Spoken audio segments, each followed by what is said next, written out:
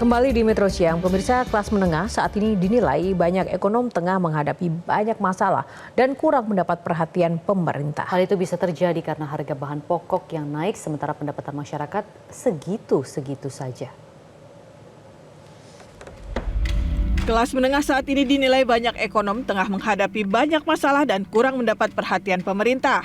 Isu terkait tekanan yang dialami masyarakat kelas menengah Indonesia kian menjadi sorotan seiring kondisi ekonomi dalam negeri yang tengah diwarnai fenomena kenaikan harga sejumlah bahan pangan pokok, meningkatnya inflasi, melemahnya nilai tukar rupiah, dan masih tingginya tingkat suku bunga. Masyarakat Indonesia semakin banyak mengalokasikan penghasilannya untuk kebutuhan sehari-hari. Hal itu bisa terjadi karena harga bahan pokok yang naik, sementara pendapatan masyarakat segitu-segitu saja. Kondisi ekonomi kelas menengah di Indonesia pada tahun 2024 semakin tertekan.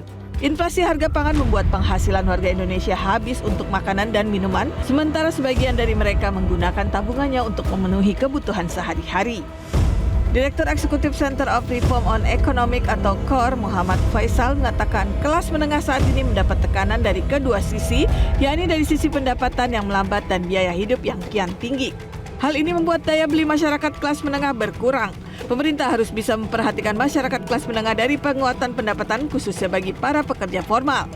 Di sisi lain, Faisal juga menyebut pemerintah harus bisa menjaga tingkat inflasi agar harga bahan pangan masih bisa dijangkau bagi kelas menengah.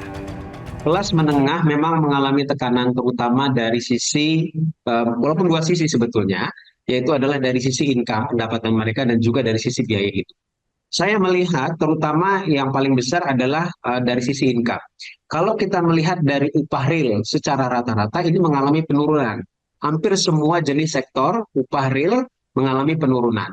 Yang artinya upah secara nominalnya mungkin naik bertambah, tapi ketika dikoreksi dengan inflasi, walaupun inflasinya tidak terlalu besar, nah ini tetap nilainya lebih rendah ya dibandingkan dengan tahun sebelumnya atau periode sebelumnya.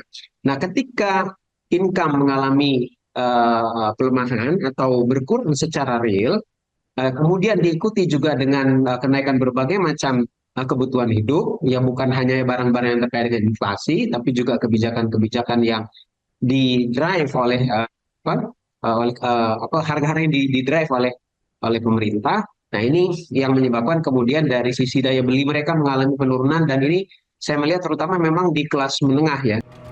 Era pekerja bergaji murah sendiri sudah tidak bisa diterapkan di Indonesia. Gaji pekerja harus naik untuk mencapai tingkat pendapatan per kapita yang tinggi dan merata, serta menciptakan barisan kelas menengah yang kokoh.